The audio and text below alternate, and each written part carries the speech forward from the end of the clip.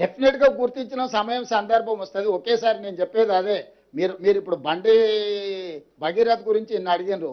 KTR బావమార్తి form హౌస్లో డైరెక్ట్గా drugs తీసుకొని దొరికితే ఎందుకో కేటీఆర్ మా బావమార్తిని ఒంగబెట్టి పిల్లలు వలగొట్టని పోలీస్ స్టేషన్లో పోయి కోదండం ఎక్కించండి అని ఎందుకో చెప్పలేదు.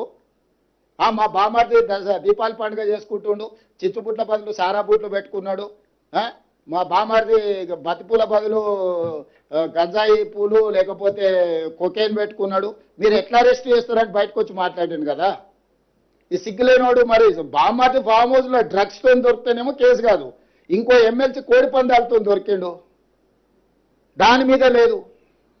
ఇవాళ నేను చెప్తున్నా అధికారికంగా, దుబాయ్లో చనిపోయిన కేటీఆర్ మిత్రుడు ఆర్థిక లావాదేవీలు వాళ్ళ ఎమ్మెల్యే ఎక్స్ఎమ్మెల్యే వాళ్ళ ఫామ్ హౌస్లో డ్రగ్స్తోని పోలీసుల మీద కాల్పులు చేసి దొరికిండు.